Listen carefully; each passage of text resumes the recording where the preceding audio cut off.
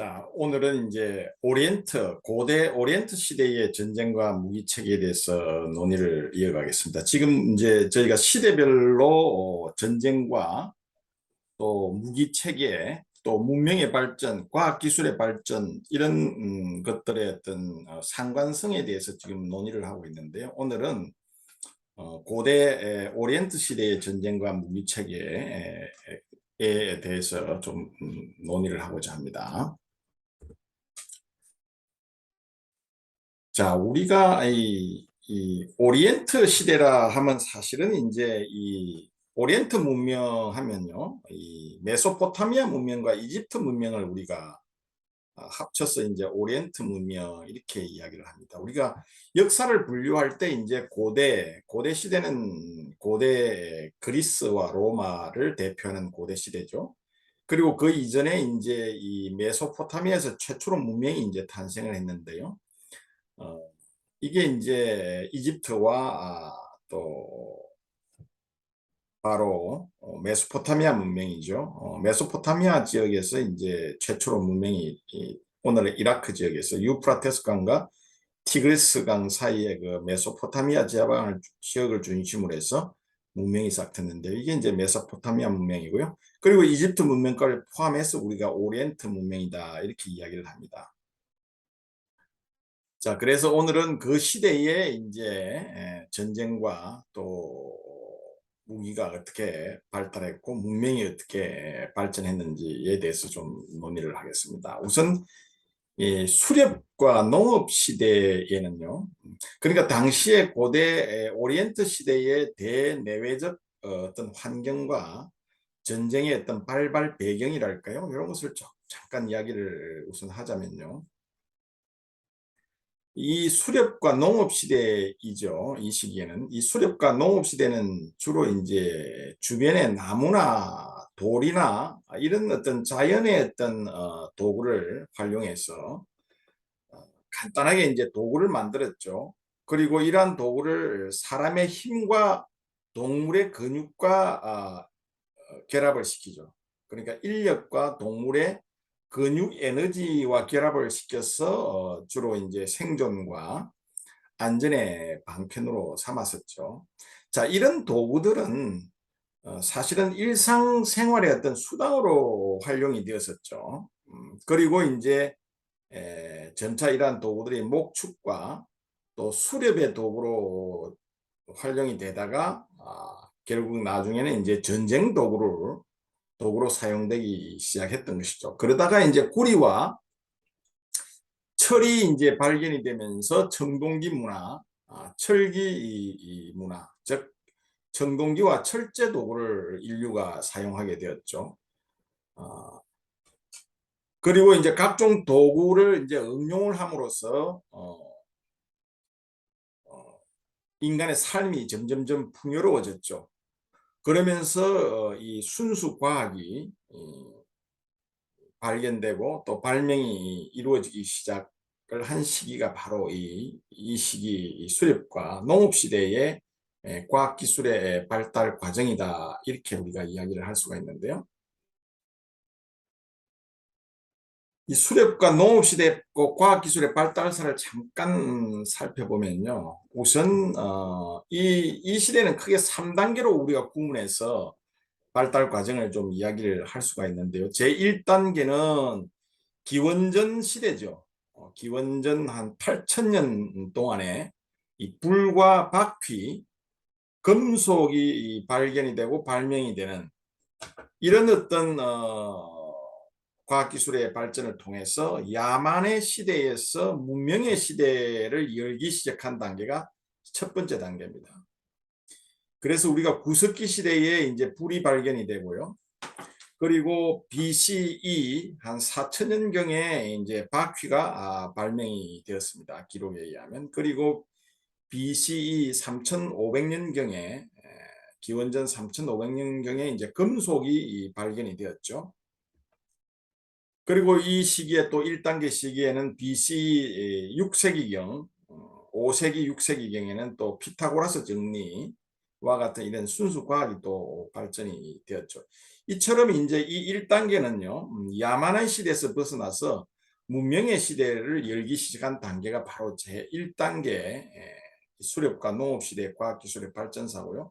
그 다음에 이제 두 번째 단계는 기원 후에 콜럼버스가 아메리카를 발견하는 이 1500년간이죠. 그러니까 1492년에 이제 콜럼버스가 아메리카 대륙을 발견하게 되는데요. 그래서 이 2단계는 이제 기원 후부터 바로 그 1492년간 약 1500년 동안 인간의 이 호기심이 탐구와 탐험 정신으로 가득 차기 시작한 시절입니다. 주로 우리가 뭐 항해 시대라고 이야기하죠. 나침판이 발명이 되고 또 조선술과 또 항해술이 발전하면서 각종 이제 이 탐구와 탐험 정신이 활발하게 해졌던 바로 이 항해 시대가 바로 제2단계 수륙과 농업시대 과학기술 발전사 2단계라고 할 수 있습니다. 그래서 우리가 기원 후 그러니까 CE, 제가 이야기를 할 때 이제 BC나 AD를 안 쓰고요. 요즘은 이제 이 종교적인 어떤 그 관점에서 좀 벗어나기 위해서 많은 사람들이 BCE나 그러니까 Before Contemporary Era죠. 그 다음에 Contemporary Era, 기원전 기원후를 BCE와 CE로 이렇게 많이 씁니다. BC나 AD 대신에. 그래서 저도 BCE나 CE로 주로 쓸 때가 많으니까 그렇게 이해를 하시고 강의를 들어주시면 되겠습니다. 기원 후 105년, 즉 CE 105년에는 이제 종이가 발명이 되었고요. 그리고 CE 595년 이전에는 이제 이 0이라는 숫자가 발견이 되었습니다. 이게 다 이제 2단계에 일어났던 과학의 발전, 순수 과학의 발전이죠. 그리고 이제 기원 후 1050년경에 나침판이 발견이 됐죠. 발명이 되었죠. 그리고 1234년 13세기에 금속 활자가 발명이 되었습니다. 그리고 아메리카 대륙이 발견이 된 게 이제 1492년이죠. 자, 이 2단계는 바로 요 시기를 이야기합니다. 그래서 인류가 탐험과 탐구 정신으로 이렇게 가득 차기 시작한 단계가 바로 2단계의 수렵과 농업시대의 과학기술 발전사고요. 그 다음에 이제 마지막 3단계는 1501년부터 1700년까지 약 한 200년간 이 순수 과학 분야에서 괄목할 만한 발전을 이룬 단계가 바로 이 3단계인데요. 주로 16세기 초에는 3차 방정식의 해법이 이제 또 발견이 되었고요. 그리고 또 1590년도에는 현미경이 발견이 되었죠. 그리고 이제 17세기 초에 1609년에는 천체망원경이 제작이 되기 시작했습니다. 그리고 17세기에 이르러서 뭐 파스칼의 원리가 정립이 된다든지 또는 미적분이 발견이 되고요. 이거는 17세기 후반이죠. 그리고 뉴턴의 고전역학이 이제 1687년 이런 것들이 이제 발견이 되고 또 수온 온도계가 등장하는 등 이런 시기, 즉 순수과학 분야에서 획기적인 어떤 발전을 이룬 단계가 바로 이 수렵과 농업 시대의 과학기술 발전의 제3단계다 이렇게 이야기를 할 수가 있습니다. 자, 그 다음에 이제 우리가 이 오리엔트 시대의 이 무기 체계의 특성과 또 발달 과정, 즉 앞에서 우리가 논의한 이야기한 이런 과학 기술의 발전과 더불어서 과연 그러면 무기 체계는 어떻게 발달해 왔는지에 대해서 초점을 맞춰서 좀 논의를 하도록 하겠습니다. 자, 이 수렵과 농업 시대 BCE 한 8세기에서 한 17세기 정도 되죠. 자, 우리가 1900년부터 이제 주로 농사를 뭐 지었다고 대략 우리가 이야기를 하는데요. 그래서 이 BCE 8세기부터 약 17세기까지의 이 전쟁 양상과 무기 체계, 군사 전략은 전체적으로 좀 살펴보자면 우선 자연 도구를 주로 사용했죠. 그리고 집단적으로 백병전을 했습니다. 전쟁 양상이 이제 이랬다는 것이죠. 그리고 전장의 공간도 이제 2차원 공간이었죠. 땅과 바다에서 이제 전쟁이 이루어졌고요. 그 다음에 이제 전력이나 지휘 구조는 주로 병력 집약형이었죠. 앞에서 설명한 대로 인간과 동물의 힘, 이게 이제 결합이 되어서 전쟁이 이루어졌고요. 전력 구조가 이루어졌고요. 그 다음에 이제 장수 중심, 즉 지휘관 중심의 어떤 지휘 구조가 발달이 되어 있었죠. 그리고 주로 이제 무기 체계는 사람과 동물의 근력 또는 근육 에너지를 주로 활용이 되었고요. 그래서 주먹이나 발이나 또 도끼, 몽둥이, 창이나 칼, 활, 그리고 나중에 이제 청동과 철제 무기가, 청동기와 철제 무기가 이제 또 개발이 되고요. 그리고 이제 바다에서는 주로 바람의 힘을 이용한 범선, 돛을 달아서 이제 배를 움직이는, 기동하는 이런 어떤 범선과 사람의 인력으로 노를 저어서 갤리슨과 같은 이런 어떤 이런 갤리슨과 노선, 이런 두 개 형태로 이제 또 배가 운영이 되었죠. 그리고 이제 전술적인 측면에서 볼 때는 이제 대집단 전법이 주로 활용이 되었고요. 주로 횡적, 종적 어떤 밀집 대응에 의한 어떤 대규모의 어떤 병력 집약형 이런 밀집 근접 전투 백변전이 이루어지는 이런 방법으로 이제 전술 전기가 사용이 되었다, 이렇게 볼 수가 있습니다. 오리엔트 문명은 뭐 메소포타미아 문명과 고대 이집트 문명을 의미를 하는데요. 이 오리엔트 시대의 즉 오리엔트 시대뿐만 아니라 이 고대 시대에는요, 주로 시족이나 이 부족의 생존과 번영을 위해서 경제적 자원 혹은 이제 노예를 이제 획득하기 위해서 주로 전쟁을 치렀었죠. 그래서 이제 전쟁에서 승리를 하게 되면 영토와 노동력을 이제 획득을 하게 되는 것이지만, 만약에 전쟁에 패하게 되면 부족이 멸망을 하거나 또 노예화되는 것은 굉장히 당연한 어떤 결과였죠. 자, 이런 단계를 거쳐오면서 무기 체계는 이제 초보적인 단계를 벗어나서 점점점 이제 발전을 하게 되겠죠.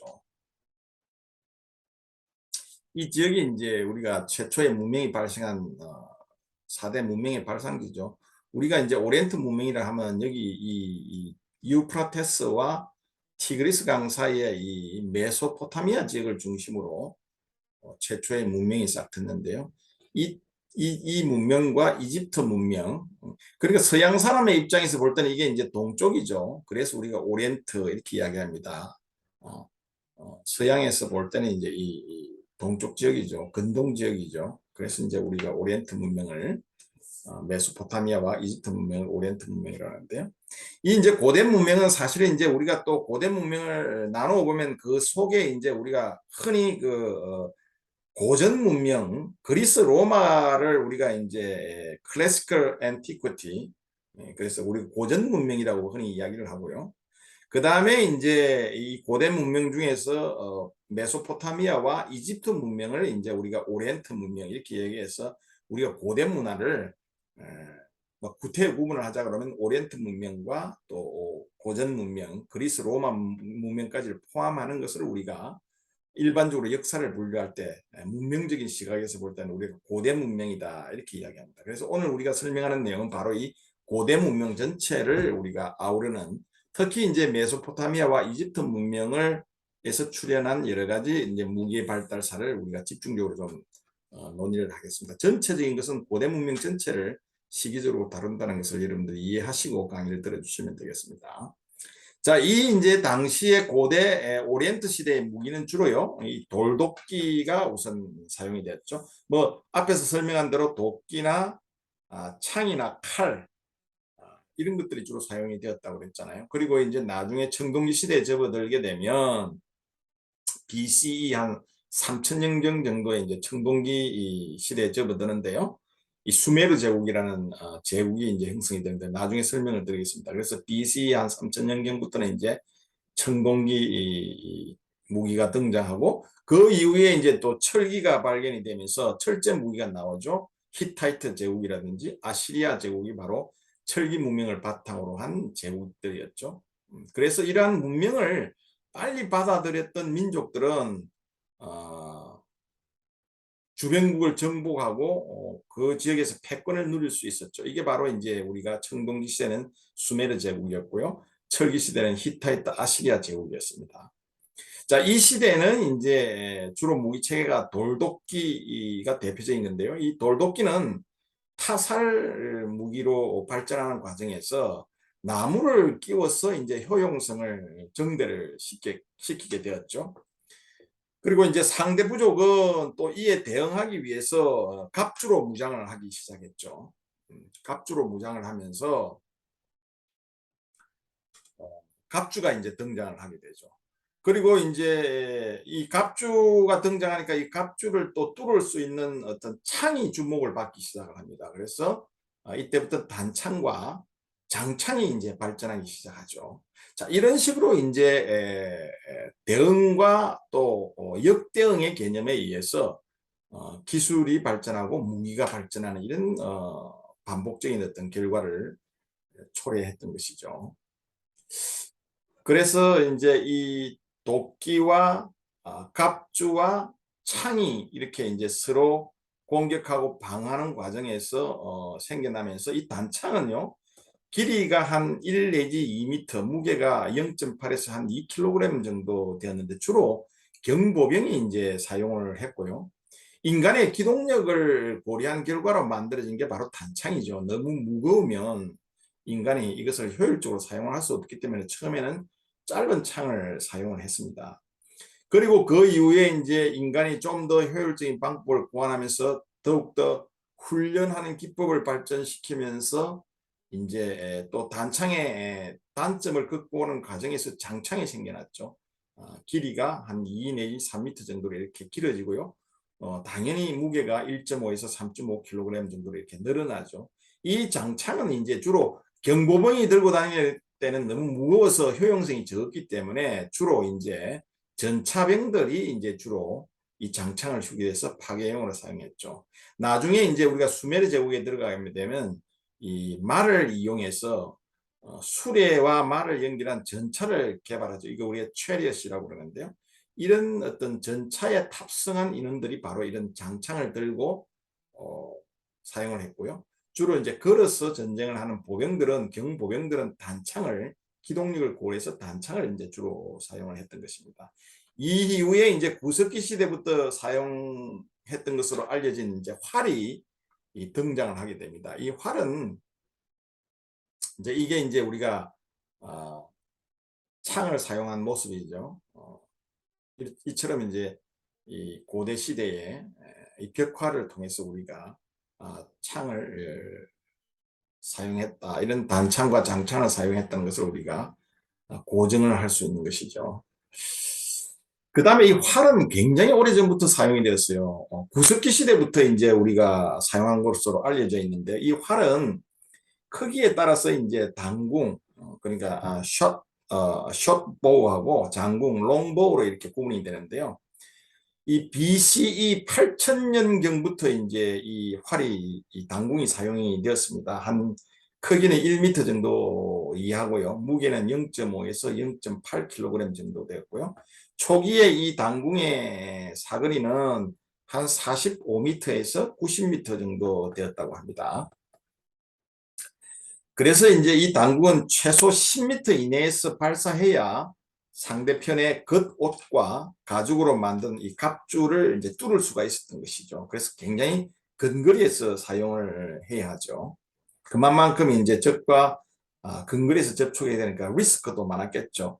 자, 그 다음에 이제 이런 어떤 제한점을 극복하기 위해서 이제 장궁이 개발이 됩니다. 이 장궁은 이 궁 간의 간격이 궁간의 간격이라 해서 활의 양측 간격을 이야기합니다.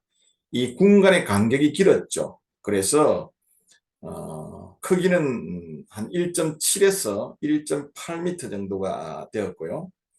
그리고 무게는 0.6에서 0.8kg 정도 되었다고 합니다.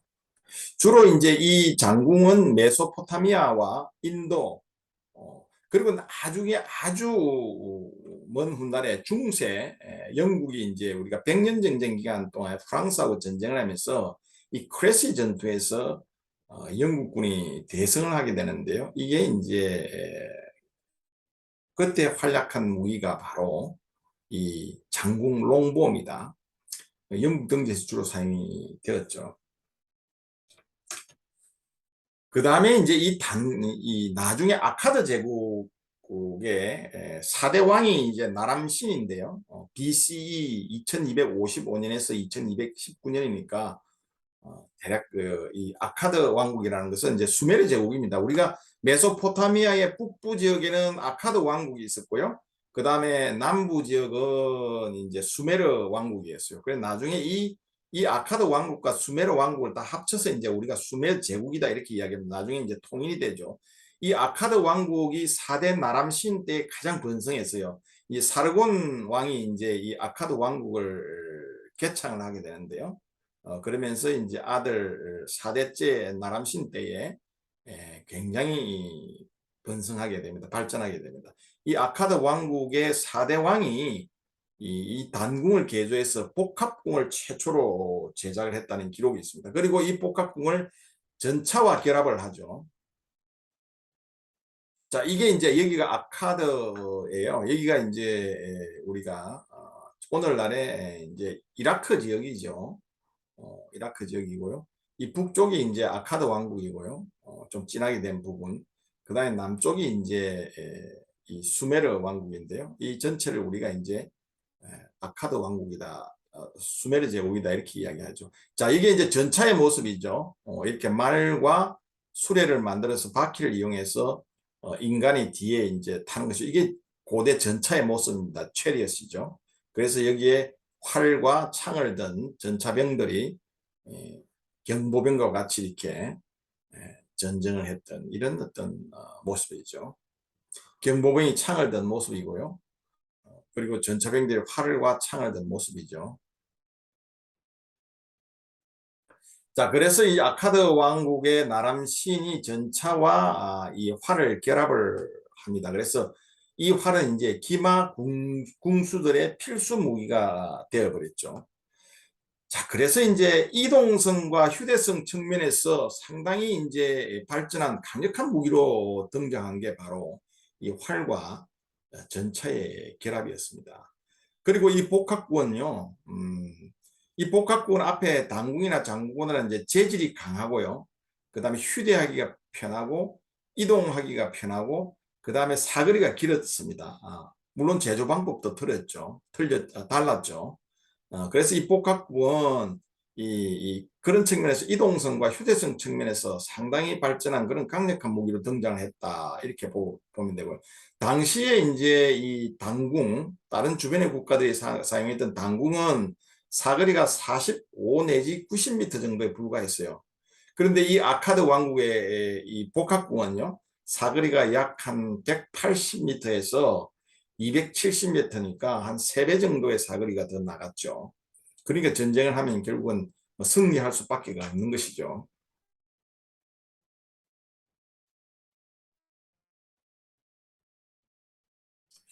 그 다음에 또 이제 중요한 게 또 바퀴의 등장입니다. 이 수메르인들은 이 바퀴를 만들어서 말과 연결을 합니다. 그래서 이제 전차와 복합궁을 통합하는 전법을 통해서 적을 섬멸시킴으로써 청동제 무기가 전장을 지배하기 시작합니다. 바로 이런 어떤 노력을 통해서 이 나람신 왕은 36년간 이 아카드 왕국의 전성 시대를 열게 된 것이죠. 자, 이 나람신의 전성기입니다. 루브르 박물관에 있는 건데요. 나람신 왕의 아카드 왕의 전성기고요. 그 다음에 이제 돌, 활, 칼이 이제 또 주로 사용이 되었죠. 자, 이 칼은 초기에는 이 돌로 제작이 되었죠. 석재 재질이었는데요. 사냥도구로 이제 처음에는 사용이 되다가 나중에 이제 전투 무기로 전환이 되죠. 그리고 청동계 무기는요, 메소포타미아 초기 이 왕조 시대에서 이 점차 부족장들의 권력을 강화시키게 됩니다. 지배계급과 피지배계급으로 이제 구분이 되면서 이제 동원 능력도 향상이 되었고요. 또 교역이 확대되면서 전국 전쟁에 이제 사용이 되었죠. 청동제 무기를, 청동제 칼을 이야기하는 것입니다. 그 다음에 이제 소와 말을 이용해서 다른 이제 인접 국가들을 정복을 하면서 청동기 문화가 이제 시작이 됩니다. 그리고 이제 문자가 발명이 되고요. 그래서 우리 수메르 제국에서 보면 이제 이 설형 문자, 설형 문자가 우리가 발견이 되었죠. 어, 그리고 이 수메르 제국은요, 도로도 발달되었고요. 우리가 생각하는 그 이상으로 상당한 어떤 3,000년 전에 상당한 문명을 이루었죠. 그리고 당시에 어떤 여러 가지 건축물이나 또는 기술 그리고 도로의 발전인 것은 우리가 오늘날 생각하는 이상으로 굉장히 오래전에 이 수메르 제국은 이런 문명이 굉장히 발달을 했었던 것이죠. 그리고 문자를 이때 발명이 되었고요. 농기구가 이 청동제 무기가 활용이 되면서 생산량이 급격하게 증대가 이루어집니다. 그러다 보니까 점차 인구가 밀집이 되고 도시화가 진행이 됩니다. 그래서 이 당시에 약 한 3만 정도의 인구가 바로 이 우리 이라크 지역의 우르크 지방을 중심으로 해서 사실은 한 3만 정도의 인구가 살았다는 기록이 있습니다. 그리고 이제 최초의 금속 금인 이 망곡도가 또 만들어지고요. 이것은 BC 3000년경에 수메르인들이 제작을 했다고 알려집니다. 이 망곡도는 이제 이렇게 휘었다는 뜻이죠. 망곡도가. 이 망곡도는 이제 인류 역사상 굉장히 이제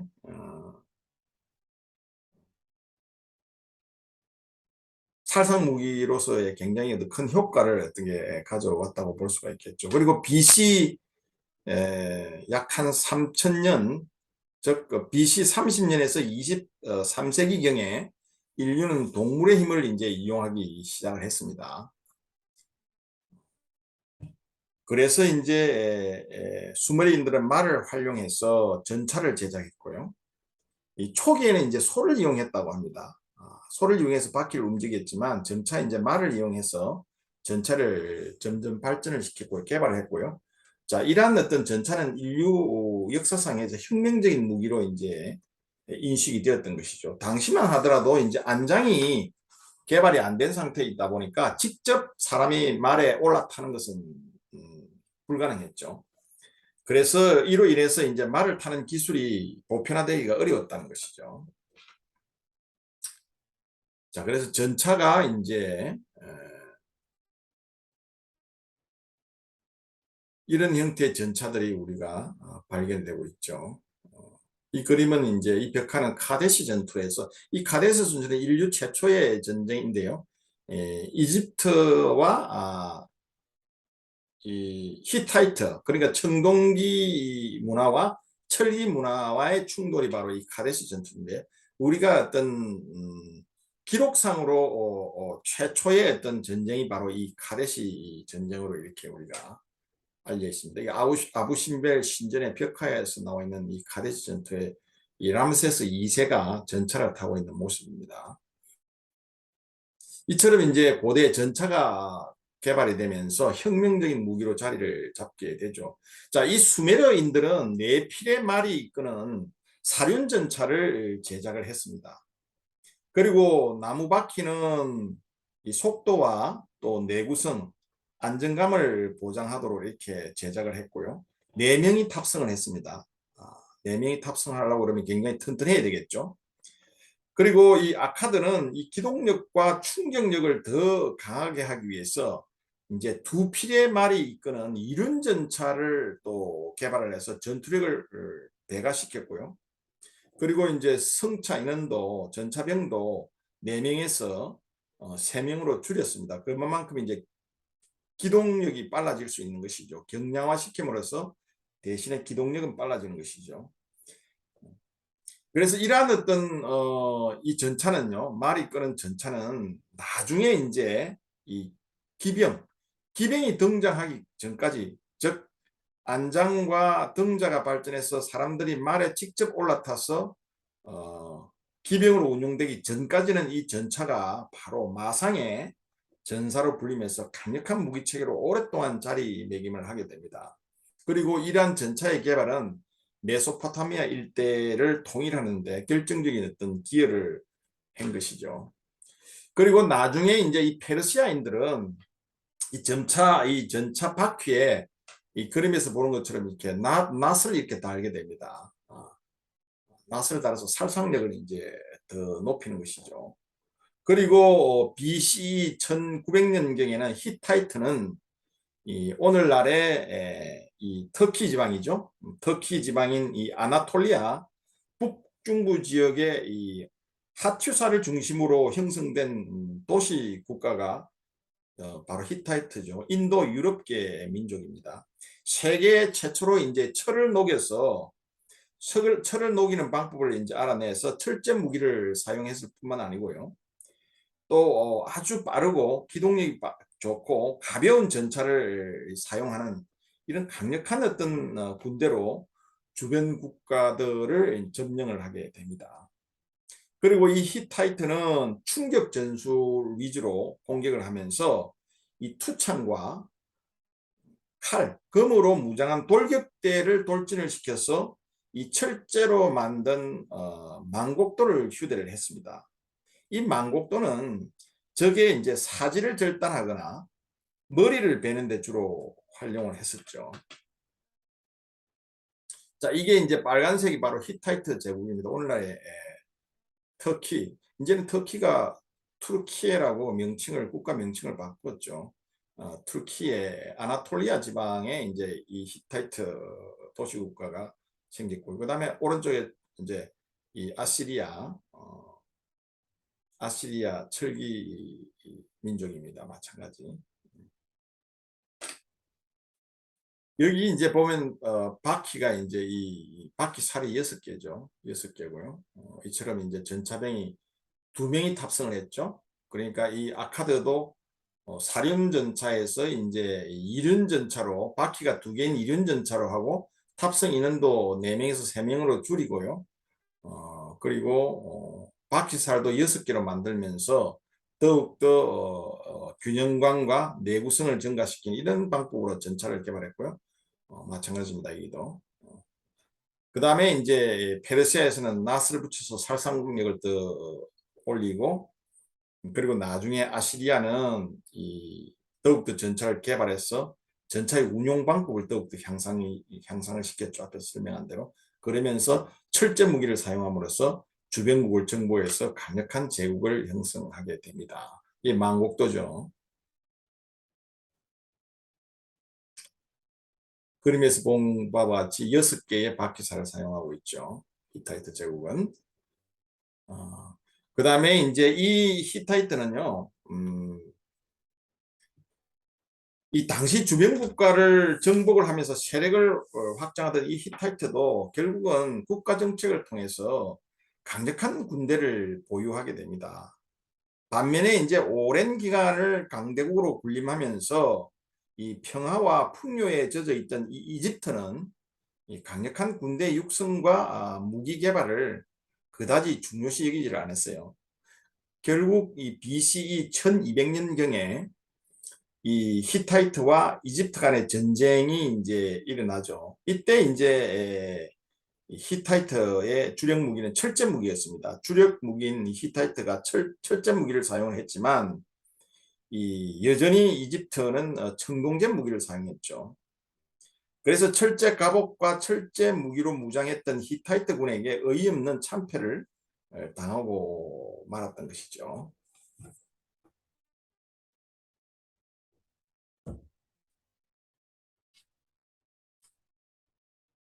이 히타이트 제국은 이 북부 시리아를 지배하고 있던 고대 소아시아 지역의 이 후르린이라고 그럽니다. 후르린, 저 후리안인들인데요.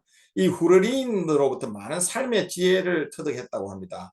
특히 이 말을 기르는 법을 습득했던 히타이트인들은 6개의 바퀴살을 가진 전차를 보유한 당시 이 최강의 어떤 군대로 알려져 있습니다.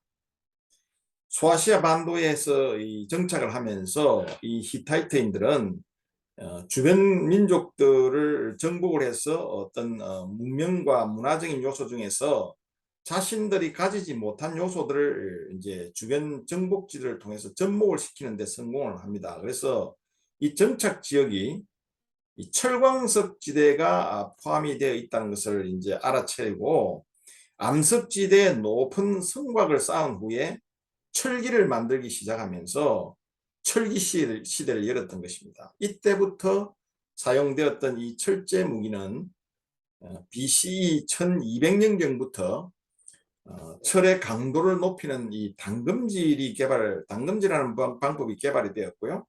이륜 전차에 철제 무기를 결합해서 전장을 주도했던 것입니다.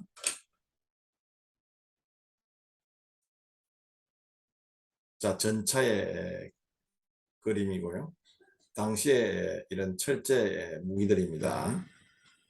히타이트 제국이죠.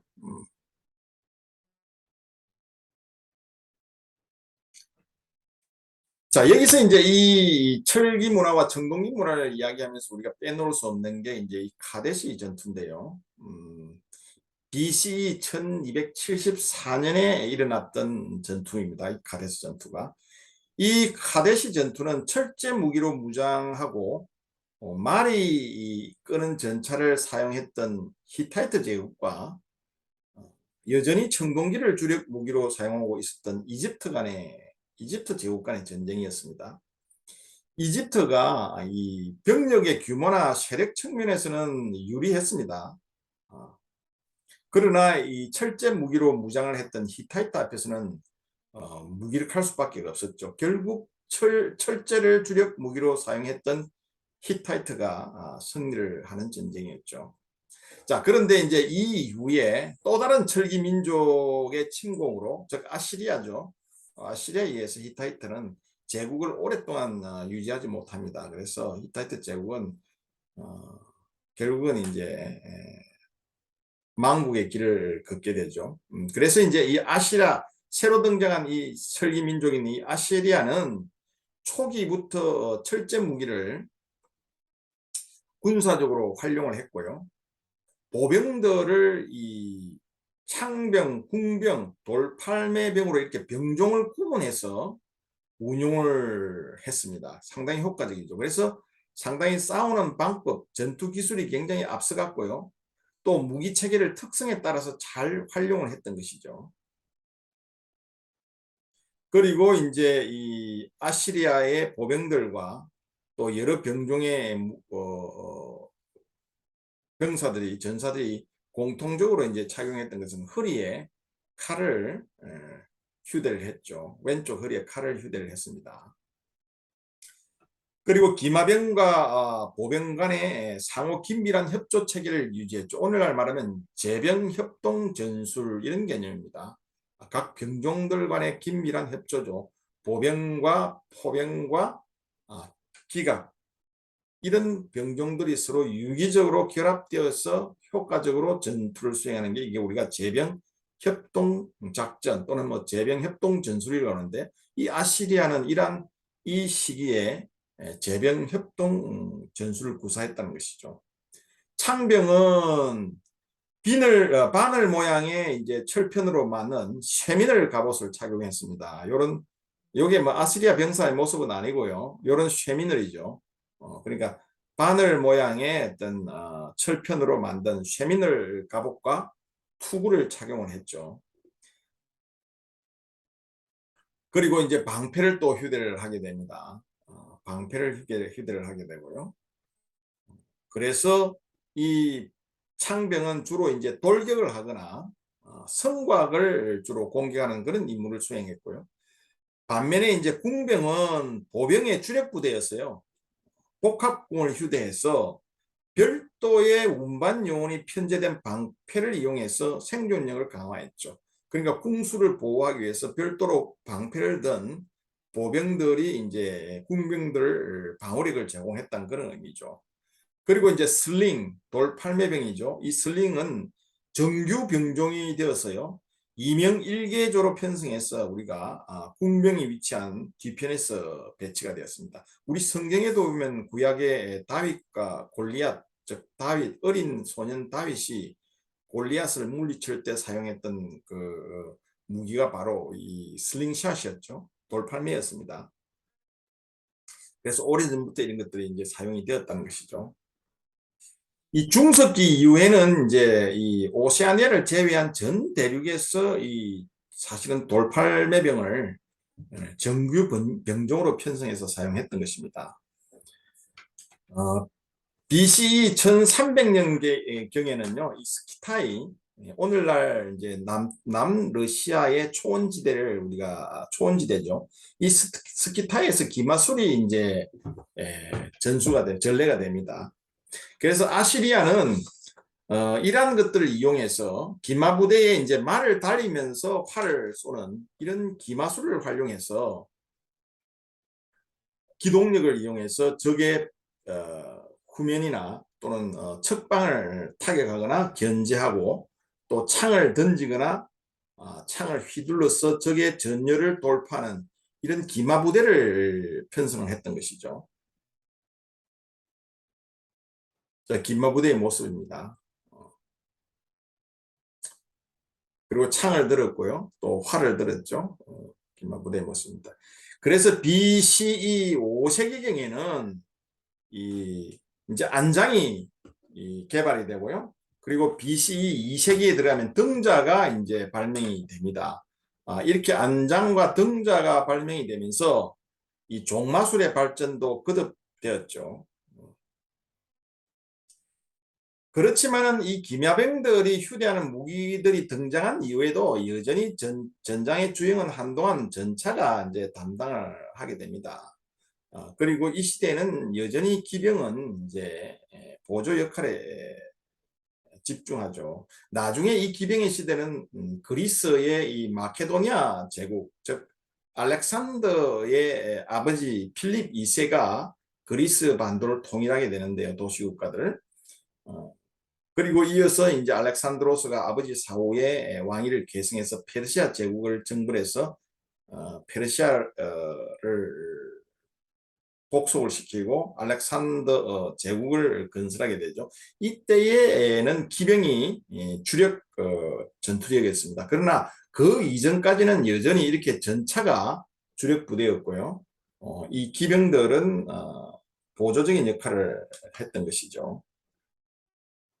이게 이제 등자입니다. 이렇게 등자를 사용하면서 이제 사람이 더욱더 안정적으로 자세를 유지할 수 있었고요. 그리고 안장을 사용함으로써 이제 등자와 안장을 이용해서 몸의 균형을 유지하고 양손으로 이제 무기를 휴대할 수 있는, 즉 싸울 수 있는 이런 어떤 방법으로 기병이 점점 발전했고요. 이 당시에는 여전히 이제 이 기병은 보조전 수단이고 앞에서 설명한 대로 나중에 마케도니아 시대에 들어가서 이제는 이 본격적으로 기병이 주력으로 큰 역할을 하고 제국을 통일하는 큰 역할을 하고요.